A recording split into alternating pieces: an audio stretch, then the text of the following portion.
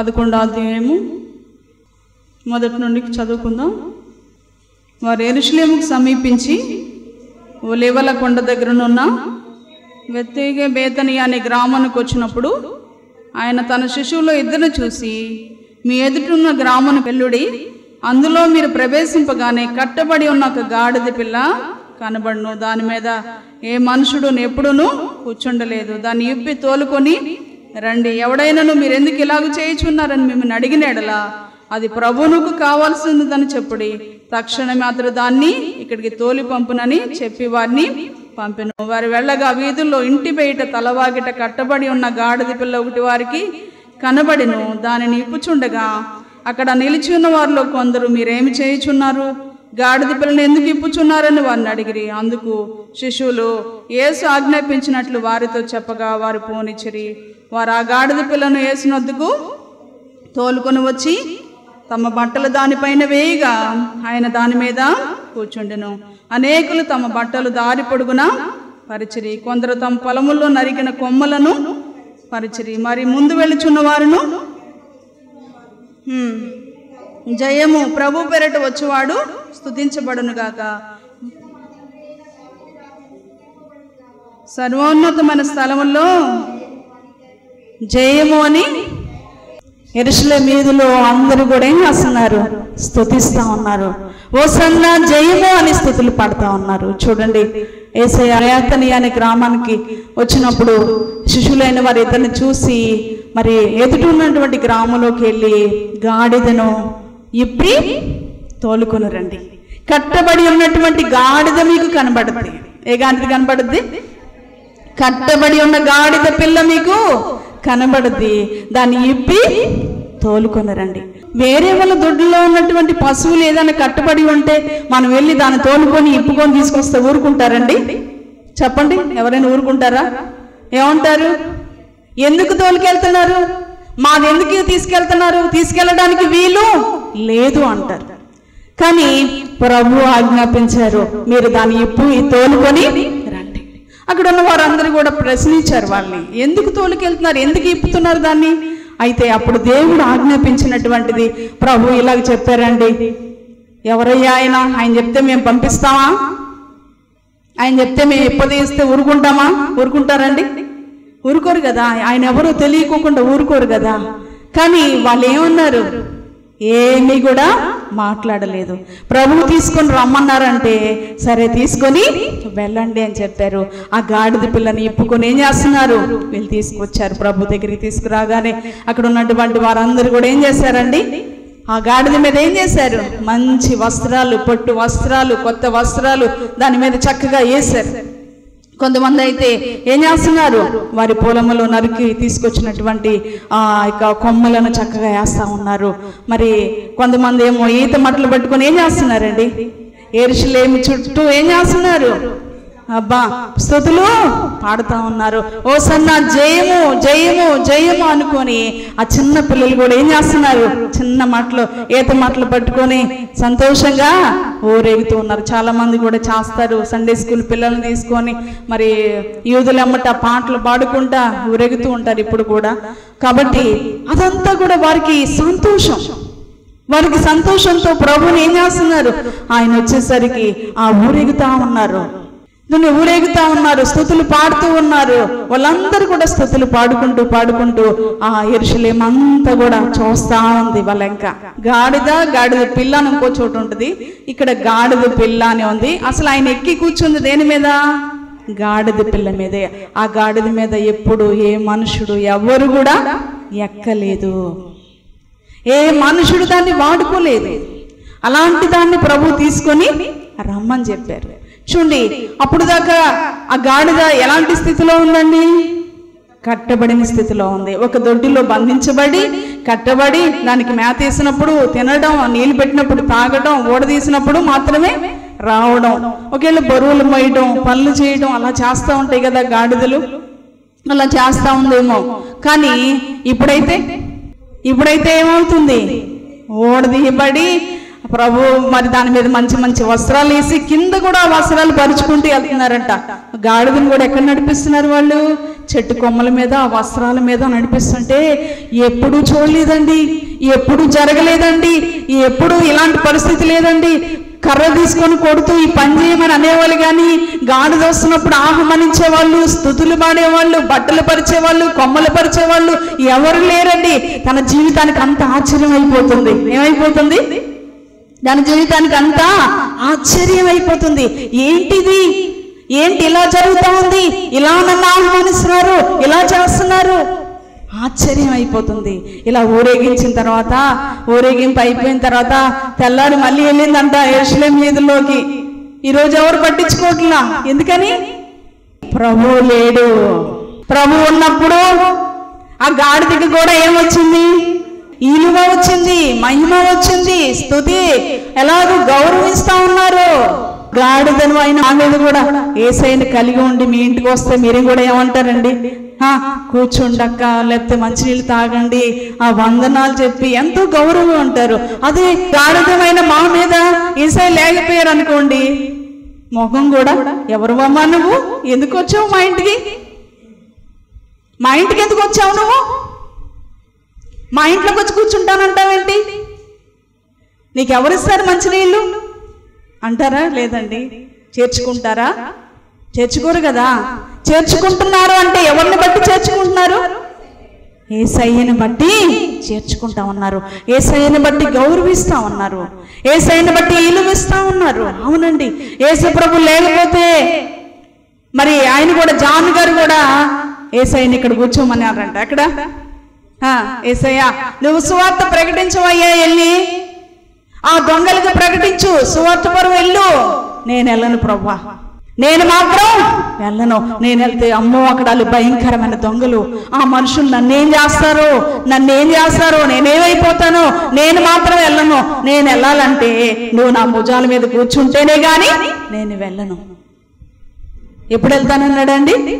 యేసయ్య భుజాల మీద అనేకులు చూశారంట ఆయన భుజాల మీద యేసయ్యని.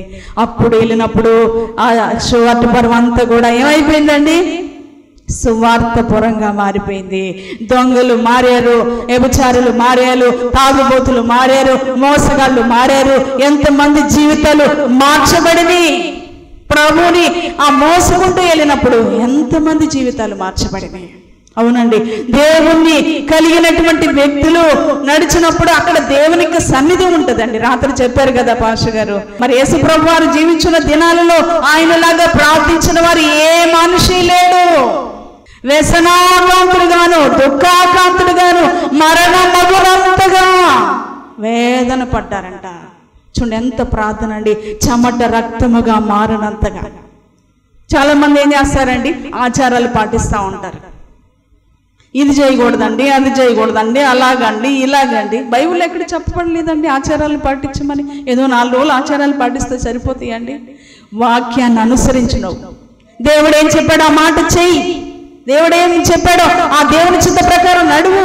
యేసు ప్రభు వారు తండ్రి చిత్తాన్ని ఇక్కడ నెరవేర్చారు. తండ్రి చిత్త ప్రకారం నడుచుకున్నారు. ప్రభువా నీ చిత్తమైతే ఈ గిన్నె నా ఎద్దు నుంచి తొలగించయ్యా, ఈ చిత్తమైతేనే తొలగించు ప్రభా, లేకపోతే వద్దయ్యా. ఆ విష పాత్రను తాగడానికి ఎంత కష్టమండి. పాప విష పాత్రను తాగడానికి ఎంత భారమైనటువంటిదండి. ఆ విష పాత్రను తాగడానికి చాలా ఇబ్బందికరమే. అయినా సరే ప్రభు ఏమంటున్నారు? తండ్రి నీ చిత్తమైతే తొలగించు, లేకపోతే వద్దయ్యా, నేను తాగుతానయ్యా. నువ్వు శ్రమ వచ్చినప్పుడు కూడా అంటున్నావా?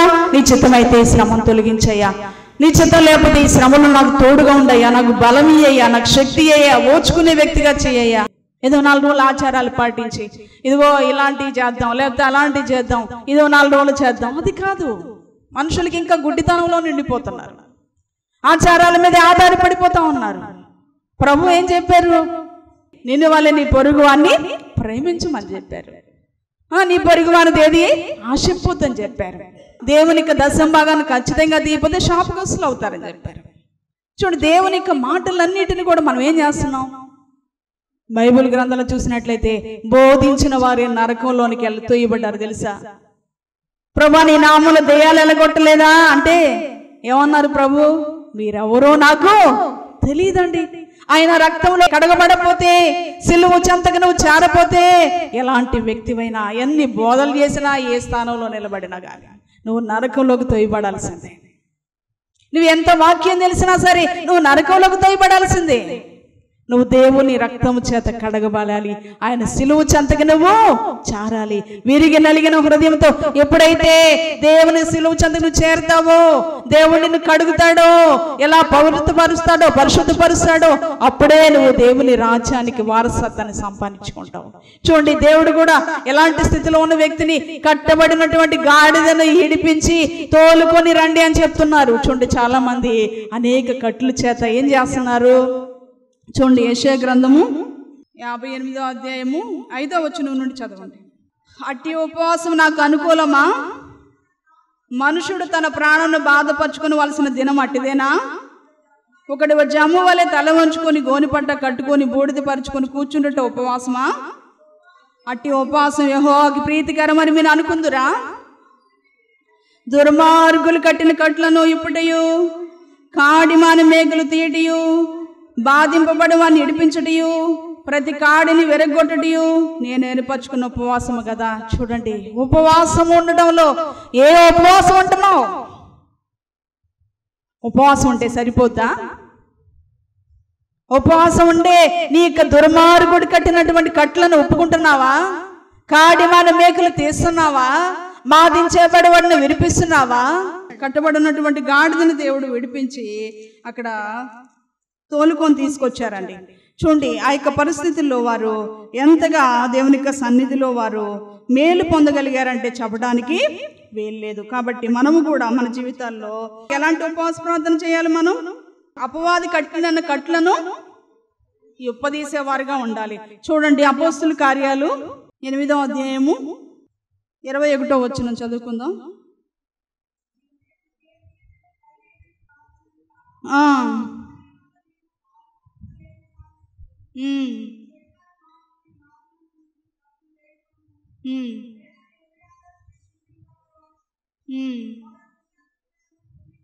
నువ్వు ఘోర దుష్టత్వములోను దుర్నీతి బంధకములో ఉన్నావు. చాలండి.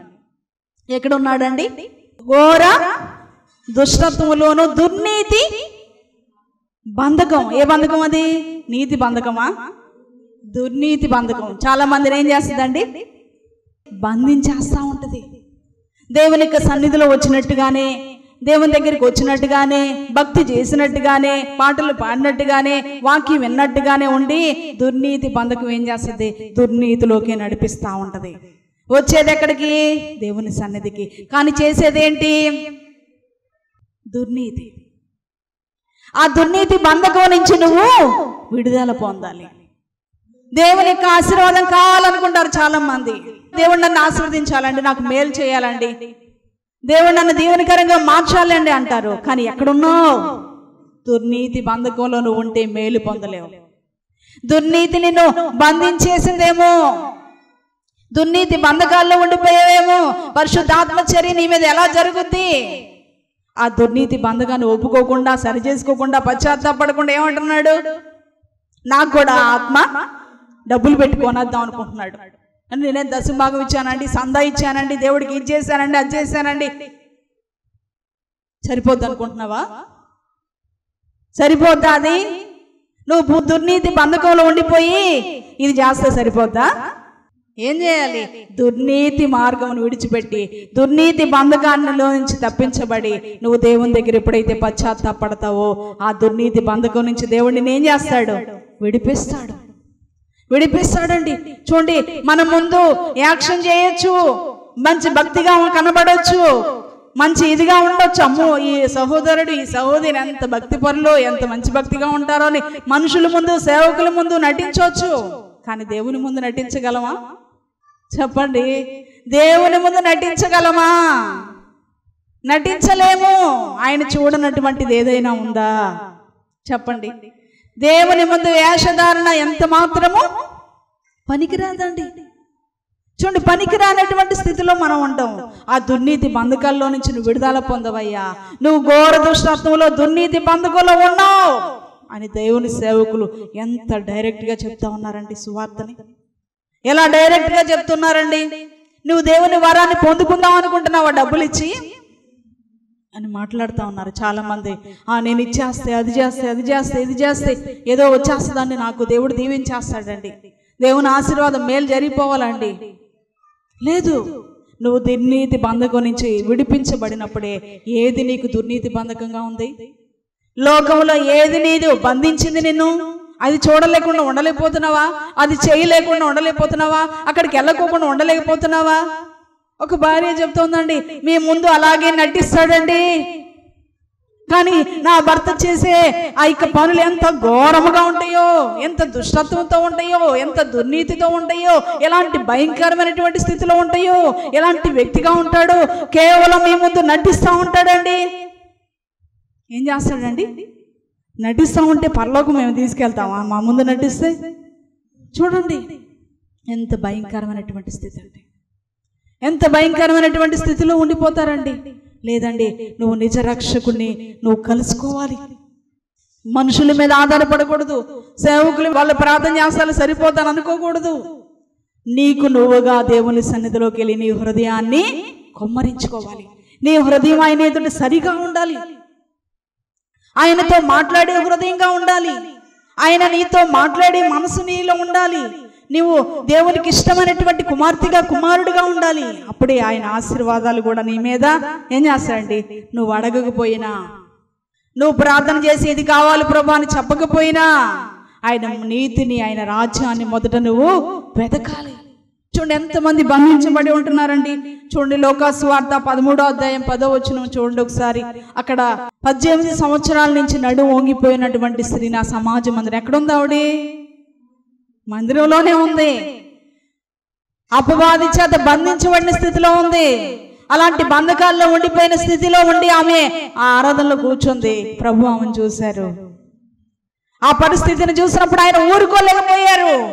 అమ్మా ఇటు రమ్మని చెప్పారు. ఎప్పటి నుంచి ఉందండి ఆవిడికి?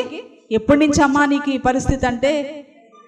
చిన్న వయసే ఆమెకి, ముసలమ్మ కాదు. ముసలోళ్ళు అయితే ఏం చేస్తారండి, వంగిపోతారు, వంగిపోయి నడుస్తూ ఉంటారు కొంతమంది. కానీ ఆమెకి వయసులో ఉన్నటువంటి వ్యక్తి, చిన్న వయసులోనే అపవాది ఏం చేసిందంట, ఆమె నడువుని వంచేసిందంట. వంచి వేసినటువంటి స్థితిలోకి వెళ్ళిపోయి వంగి వంగి నడుస్తూ ఉంది. అందరూ అనుకుంటున్నారు ముసలమ్మేమో అనుకుంటున్నారు. కాదండి, ముసలమ్మ కాదు, అపవాది చేత బంధించబడి వంగిపోయినటువంటి స్థితిలో ఆమె ఉందంట. అయితే ఆమెను చూసి ప్రభు ఏం చేశారండి, జాలిపడ్డారు, ప్రేమతో ఆమెను పిలిచారు. జాలిపడి ఆమె మీద చేతులుంచి ప్రార్థించగానే ఆమె నడుము ఎలా వచ్చేసింది, చక్కగా వచ్చేసింది. అక్కడ ఉన్నటువంటి వాళ్ళందరూ, శాస్త్రులు పరిచయం వాళ్ళందరూ వచ్చేమంటున్నారు, విశ్రాంతి దినం రోజున ఏంటి నువ్వు స్వస్థపరుస్తున్నావు? ఈ ఆచారాలనండి వాళ్ళు పాటించేది. ఏం పాటిస్తున్నారు వాళ్ళు? ఆచారాలు పాటిస్తారు. వాళ్ళు చేయకూడదు, వాళ్ళు చేయాలి, ఇది చేయకూడదు, అది చేయాలని ఆచారాలు పాటిస్తారు. కానీ నశించిపోతున్నటువంటి ఆత్మ పట్ల వారికి జాలి, దయ, కనికరం ఉందా? లేదు. ప్రభు చూడగానే జాలి పడ్డాడు ఆమెను పిలిచారు. మందిరానికి వస్తుంది కానీ ఆ అపవాది బంధించబడిన స్థితిలో నుంచి విడుదల పొందలేకపోయిందంట. ఆమె అదే స్థితిలో ఉండిపోయిందండి. కానీ ప్రభు చూస్తే అలా ఉండటం ఆయనకి ఇష్టము, ఎవ్వరు అలా ఉండటం ఆయనకి ఇష్టం ఉండదు. ఒకవేళ నీ నడుము మామూలుగా వంగలేదేమో కానీ ఆత్మీయంగా వంగిపోయిందేమో, నీ మనసు వంగిపోయిందేమో, ఒకదానికి ఒక పాపానికి నీ మనసు వంగిపోయిందేమో, పోను చూడకుండా చెడ్డవాటిని చూడకుండా నువ్వు ఉండలేకపోతున్నావేమో, నీ మనసు దానికి బంధించబడిందేమో. కొంతమంది ఏం చూడలేకుండా సీరియల్ చేయించలేరు, సినిమాలు చేయించలేరు, కానీ ఆచారాలు చెప్తారండి. ఏం చెప్తారు? లోకాన్ని పాపం చేత హృదయంలో బంధించబడి ఒక వ్యభిచారాన్ని వదలలేవు, ఒక దుష్టత్వాన్ని వదలలేవు, ఇంకా లోకంలో జీవిస్తూ ఉంటావు. ఆచారాలు కావాలా నీకు? చూడు ఎలాంటి బంధకాల్లో బంధించబడ్డావు నువ్వు. దేవుని ఎదుట నువ్వు పశ్చాత్తాపడగలిగితే దేవుడు నీ బంధకాల్లో నుంచి, ఆ దుర్నీతి బంధకంలో నుంచి, ఆ దురాత్మ ఆ యొక్క వ్యక్తిని ఎలా వంచేసిందో, బంధించేసిందో, వంగిపోయిన స్థితిలో ఉండిపోయిందో ఆ స్థితిలో నుంచి విడిపించారండి ప్రభు. అలాగే నువ్వు కూడా దేవుని ఎదుట పశ్చాత్తాపడితే దేవుడు ఏం చేస్తాడు? నిన్ను విడిపిస్తాడు. ఆ పరిస్థితిలో నుంచి నిన్ను విడిపిస్తాడు, ఆ శ్రమలో నుంచి నిన్ను విడిపిస్తాడు, ఆ ఇబ్బంది అనే కొలిమిలో నుంచి నిన్ను విడిపిస్తాడు, ఆ పాపము ఆశల్లో నుంచి నిన్ను విడిపిస్తాడు. దేవుని సన్నిధిలో నువ్వు కుమ్మరించుకుంటావా? చూడండి, సంసోన్ అని ఒక ఆయన ఉన్నాడు. ఆయనకు దేవుడు ఏమిచ్చాడు? బలం ఇచ్చాడు. ఎంత బలం ఇచ్చాడు? వాగ్దాన పుత్రుడు అండి. ఒక పచ్చి దవడ గాడిద ఎముకతో 1000 మందిని చంపేశాడు. ఒక్కడే ఎంతమంది చంపాడు? 1000 మందిని చంపేశాడు.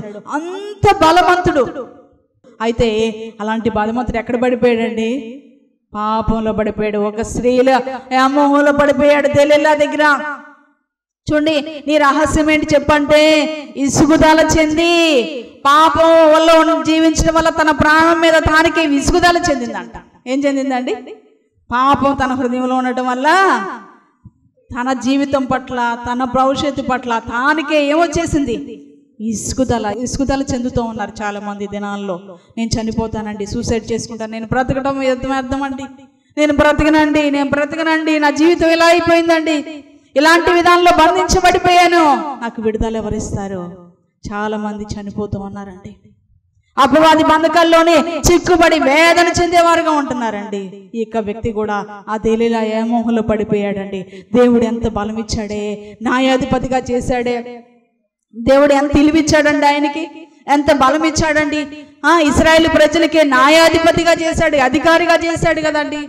అధికార స్థానంలో ఉండి అధికారత్వాన్ని పోషించుకోగలిగాడా? స్త్రీ వ్యామోహంలో పడిపోయాడు. చూద్దాం ఒకసారి న్యాయాధిపతులు 16వ అధ్యాయము 21వ వచనం చదవండి ఒకసారి. ఫిలిష్తీయులు అతన్ని పట్టుకుని అతని కళ్ళు ఓడబెరికి గాజాలోనికి తీసుకుని వచ్చి ఇత్తడి సంఖ్యల చేత అతన్ని బంధించిరి. చూడండి ఎలాంటి వ్యక్తి అండి ఆయన, ఎంత బలవంతుడండి, ఎలాంటి బలం ఉందండి, ఎంతమందిని చంపగలిగిన బలం ఉందండి. కానీ ఆ స్త్రీ పాపలు పడిపోవడం వల్ల తన బలాంతటిని కూడా పోగొట్టుకున్నాడండి. దేవుని ఆత్మ అతన్ని ఎడబాసిన సంగతి అతనికి తెలియలేదు అని ఉంది పైన. ఇంకా చదువుకుంటే దేవుని ఆత్మలో నుంచి వెళ్ళిపోయింది, బలం వెళ్ళిపోయింది, దేవుని సన్నిధి లేదు. వాళ్ళు వచ్చేసి ఏం చేశారు?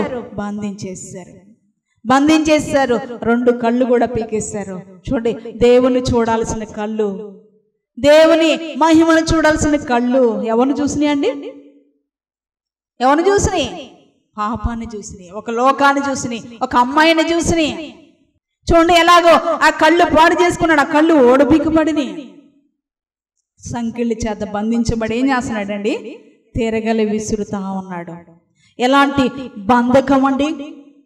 దేవుడేమో అతనికి ఇలువనిచ్చాడు, దేవుడేమో అతనికి బలమునిచ్చాడు, దేవుడేమో అతనికి హోదానిచ్చాడు, ఒక ఉన్నత స్థితిలో నిలబెట్టాడు.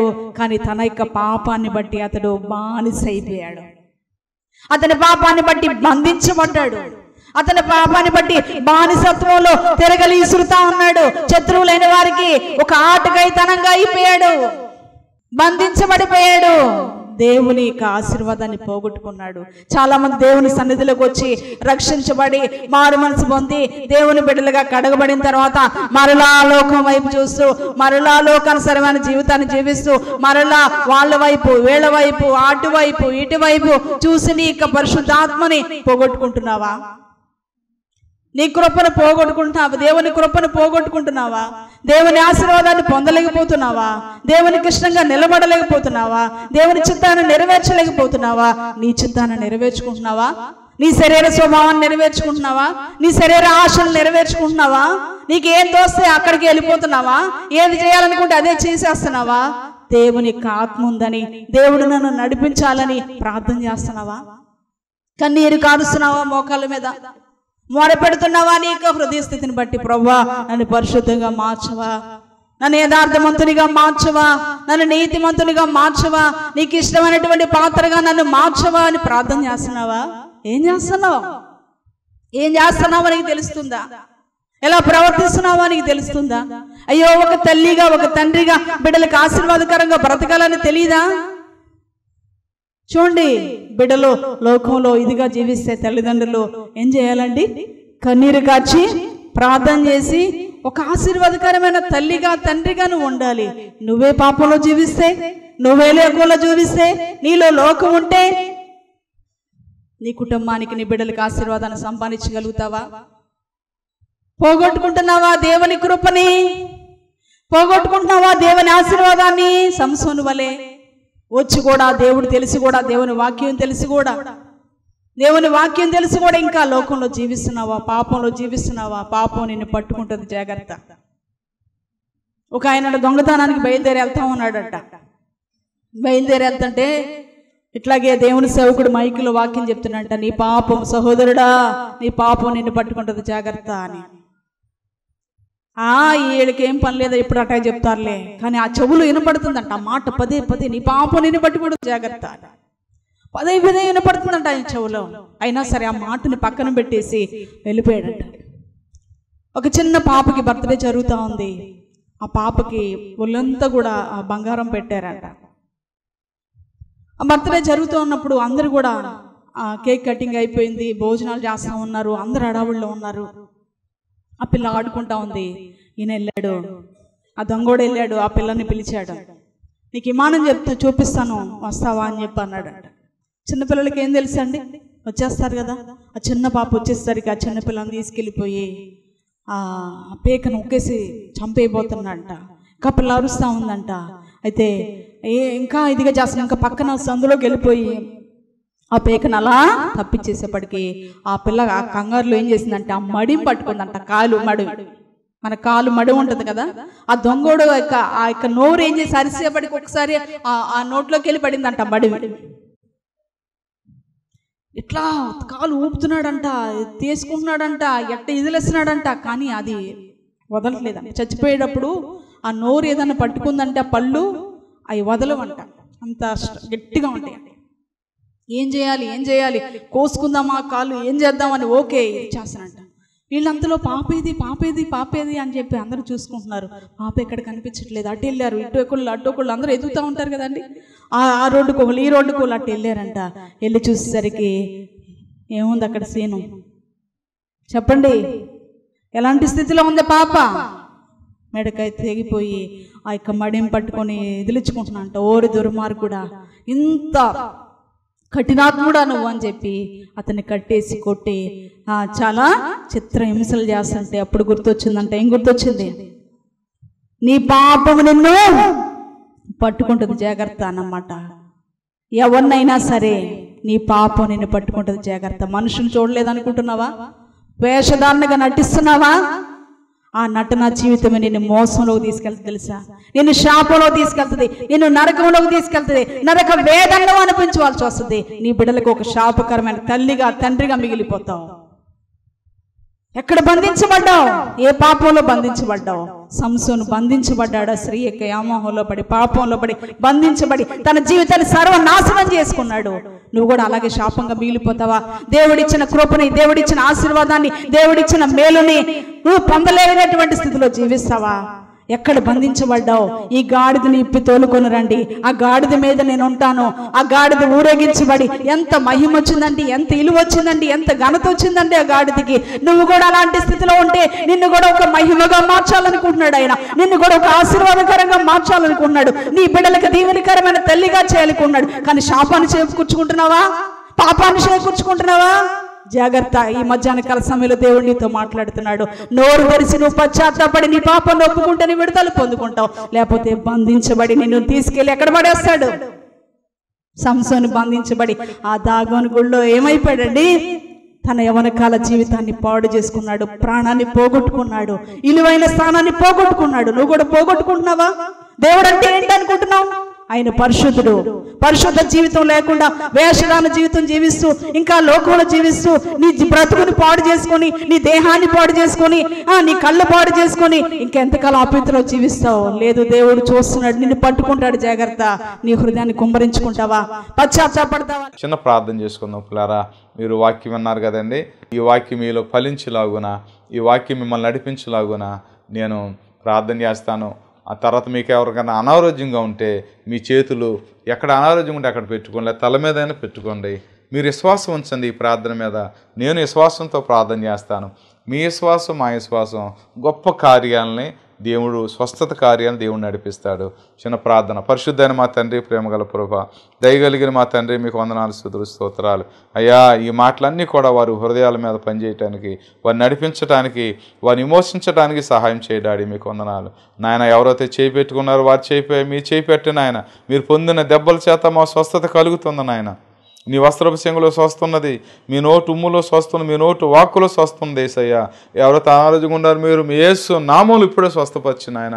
అయ్యా మా దగ్గర ఇండి బంగారం లేవు కానీ మాకు కలిగిందే నీకు ఇచ్చిస్తున్నావు నజరేయుడైన యేసు నామంలో నాయన. వారు పేతురు ఆహాన్ని ప్రార్థించినప్పుడు ఎలాగో పుట్టుకుంటూ వాళ్ళు వేసాడు ప్రభా. మీ నామంలో శక్తి ఉందయ్యా, మీ నామంలో శక్తి ఉందయ్యా, మీ నామంలో విడుదల ఉందయ్యా, మీ నామంలో స్వస్థత ఉందయ్యా నాయన. ఇగో నాయన బిడ్డలను స్వస్థపరిచి ఆరోగ్యం చేత నింపండి, గొప్ప రక్షణ బిడ్డలకు దయచేయమని, ఈ కుటుంబంలో శాంతి సమాధానాలు దయచేయమని మా జీవోత్పత్తిని యేసే పాదం దగ్గర సాగిలపడి అతి వినయంతో అడిగి వేడుకుంటున్నాము తండ్రి.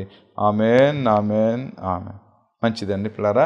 మీ ఇంకా ప్రార్థన అవసరం కావాలంటే మా ఫోన్ నెంబర్లకి మీరు ఫోన్ చేయండి, మేము అందుబాటులో ఉంటాం. మంచిదండి. మా అడ్రస్ LAF బెతెస్దా ప్రార్థనా మందిరం, స్విమ్మింగ్ పూల్ రోడ్, సర్కర్ తోట, మచిలీపట్నం, ఆంధ్రప్రదేశ్, కృష్ణా డిస్ట్రిక్ట్.